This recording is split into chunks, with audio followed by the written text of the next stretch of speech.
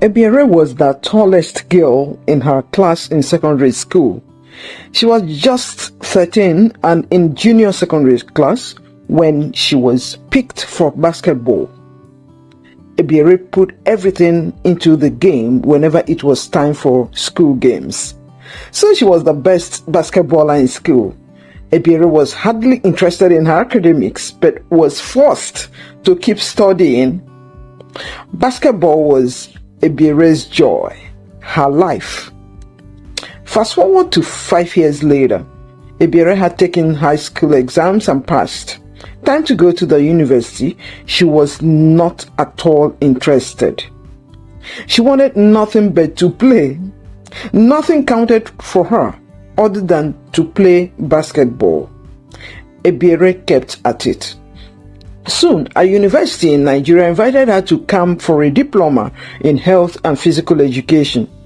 She accepted only because they promised her she would play basketball and teach upcoming players. She was to be like a student coach, assisting the person employed to coach the university basketball team. She captained the team to stardom within the 2 years she schooled there. Ebiere was employed by a state sports council where she excelled year after year as the sportswoman of the year. Soon she was in the national basketball team.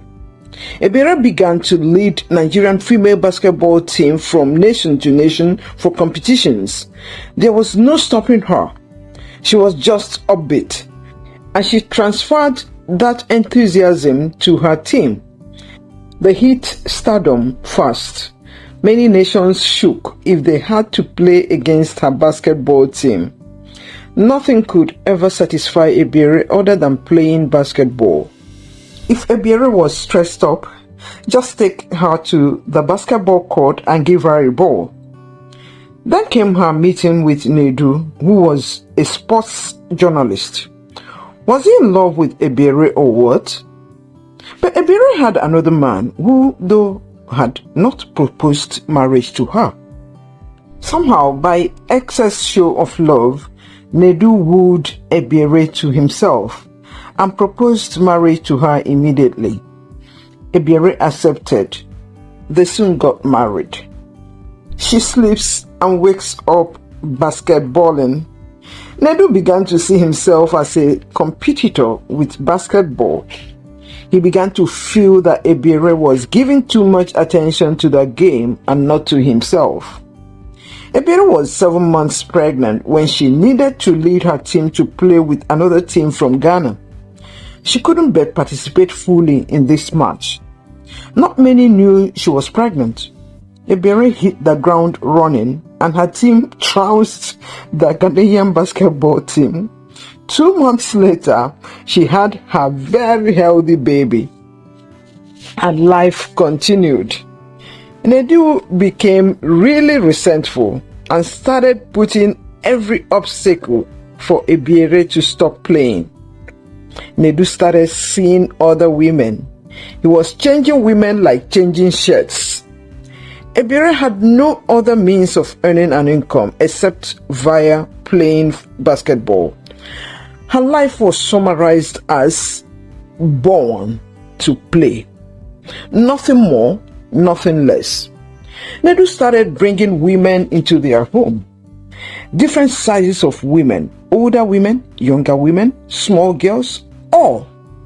Everything in a skirt. His dog behavior was becoming his identity.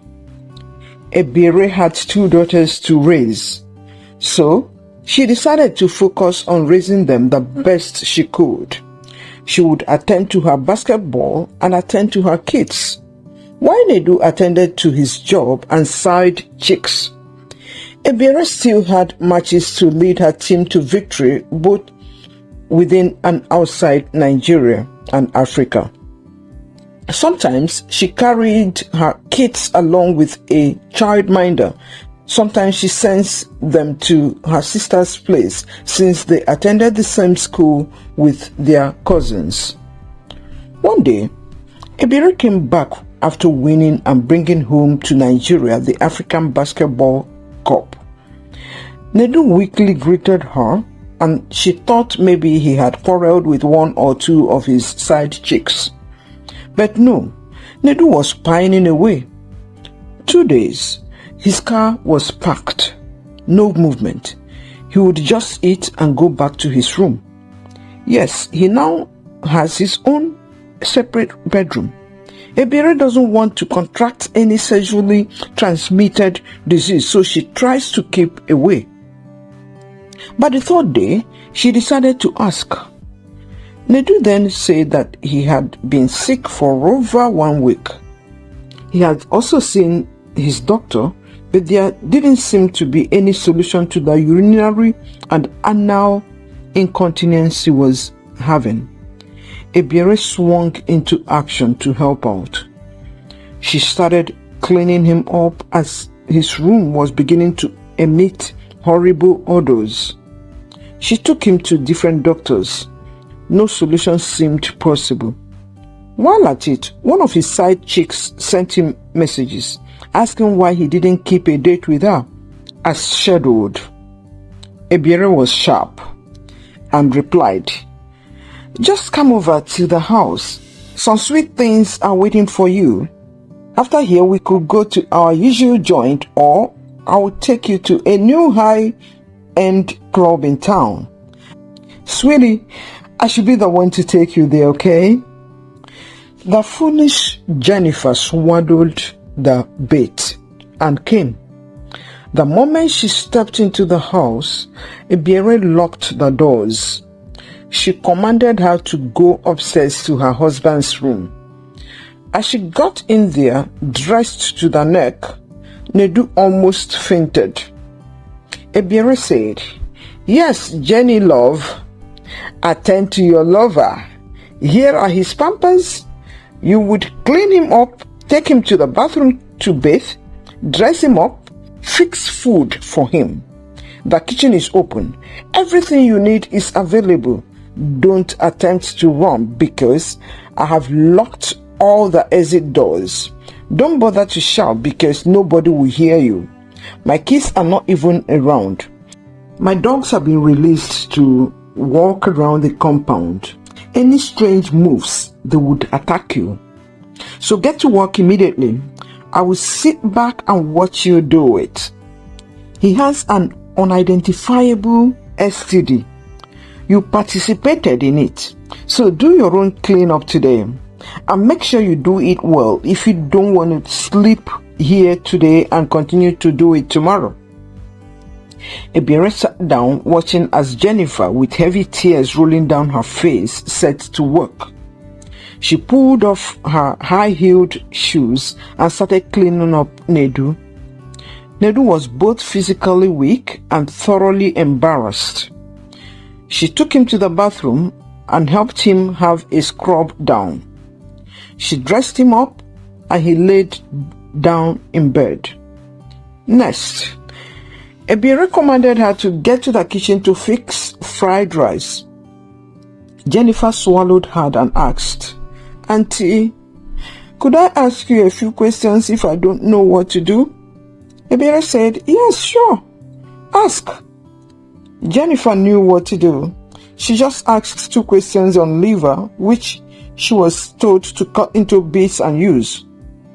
She also asked about the oil type to use. So she was done. Nedu was too weak to eat. Jennifer had to feed him. When Nedu was done eating, Jennifer asked if she could leave. Ebiere shouted at her, "Have you cleared my kitchen? Have you washed up the place and pots? You should pack the food in takeaway packs and label them and put in the freezer. Labels should read fried rice J, J meaning Jennifer. That would help me remember it's one side chick named Jennifer that fixed it. Also, you need to clean him up and pull off everything he is wearing. Wash them. Wash the bedsheets. The washing machine is faulty, so you would use hands and wash, okay?" Jennifer got to work and finally she was done. Ebiere said, "Yes, you could leave now." Jennifer scurried off.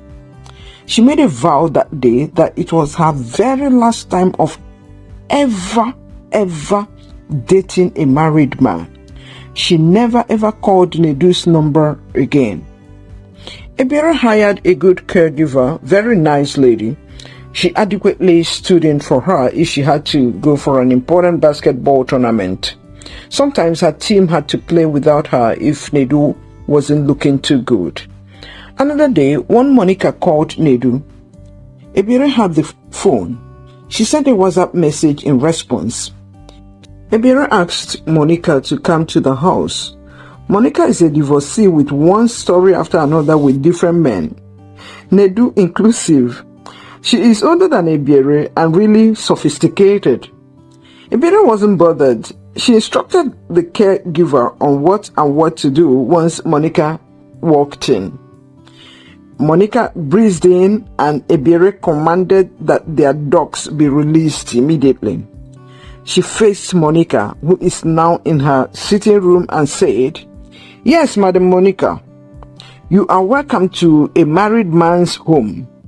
Nedu is very sick and in bed upstairs waiting for you." Monica hollered out, "What has that got to do with me?" Ebiere said, "Calm down. It's not yet time to shout. Moreover, you need to go up to see him and he will see you." Monica shouted, "See him for what? Please open the door for me. I need to leave now." Ebiere reminded, "The dogs are out. Don't bother to make a move outside if you don't want them to descend on you. You would go upstairs and clean him up. That's the rule. You participated in giving him STD. You must participate in caring for him. All of you women who have had an affair with him, now he has an unidentifiable sexually transmitted disease." Monica shouted on top of her voice, "Let me go now, else I will make sure both you and your husband pay dearly for this." Ebiere said, "Calm down, madam. You are being recorded on video. Every exchange is on video right now. So quietly go upstairs to do your own bit. We have been at it for over 3 months now." Monica shouted, "Video? Madam, please let me leave now. I am begging you." Ebiere laughed. "Madam Monica, get upstairs, please. The earlier the better for you." She quietly got upstairs and Ebiere woke a sleeping Nedu up. "Nedu, your chick Monica is here." Nedu suffered another round of embarrassment. Ebiere said, "Yeah, she is here to clean you up and change and wash your bedsheets." Monica felt so humiliated but couldn't but obey. She removed his diapers and cleaned him up thoroughly, put on fresh diapers on him, and changed his bedsheets. Ebiere told her to wash the bedsheets. Monica did just that. After this, Ebiere called out to her gate man and dog keeper to lock up the dogs and open the gate for her. Monica left without a word of rudeness or threats. Ebiere has a good basketball friend in Ethiopia. She shared her husband's health issues with her. Suddenly, there seemed to be hope. A doctor there seemed to know what the problem was on a general note and asked that Nedu be brought to his big private hospital in Addis Ababa. They got ready to go and spent a whole month there. Nedu was completely well. His health was restored. His life came back. Nedu came back a changed human being, changed from inside out. The very next tournament Ebiere had, Nedu was right there with his daughters to watch the game. Having lost his job due to the illness, he started his own business, a petroleum haulage business. This allowed him time to follow his wife Ebiere to different places to watch her play. His focus became how to make Ebiere happy again, how to repay her for fighting to save his life, both from diseases and from women. he pledged his love and faithfulness afresh to Ebiere. Wow, what a sweet ending. Did Nedu have to suffer the pains and shame before coming to his senses? Jennifer learned a hard lesson dating married men. Do you think she would keep to her vows never to date a married man again in her life? Or would she yield if a real money bag sugar daddy comes around? Please share your thoughts with us at the comment section below. We usually respond fast to comments.